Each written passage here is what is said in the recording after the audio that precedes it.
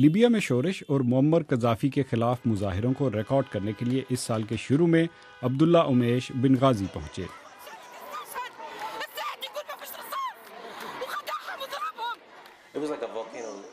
یہ ایک جذبات اور الفاظ کا سیلاب تھا۔ لوگ اپنی بات کرنا چاہتے تھے کیونکہ وہ 42 سال تک خاموش رہنے پر مجبور رہے۔ یہ کہانی میرے لیے اہم تھی کیونکہ میں یہیں پیدا ہوا اور یہ میرے دل کے بہت قریب ہے۔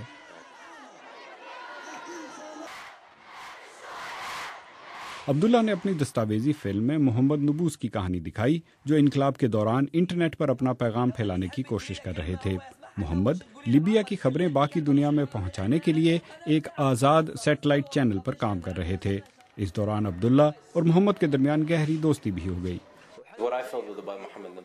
محمد نبوس میری نظر میں لیبیا کی نوجوان نسل کی نمائندگی کرتے تھے۔ وہ بہت سحر انگیز شخصیت کے مالک تھے۔ So I just, assembled one of the PCs to be a server, and we supplied a bigger dish outside. It's growing every day. لیکن محمد نبوس بن غازی میں ایک عوامی مظاہرے کی فلم بندی کرتے ہوئے مظاہرین پر چلنے والی گولیوں کی زد میں آ گئے اور موقع پر ہی دم توڑ دیا۔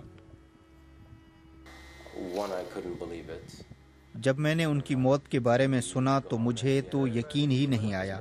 مجھے اس سے شدید دکھ ہوا کیونکہ وہ لیبیا کی ہونہار نوجوان نسل کی نمائندگی کرتے تھے اور ایسے لائق شخص کے ساتھ ایسا سلوک کیا گیا۔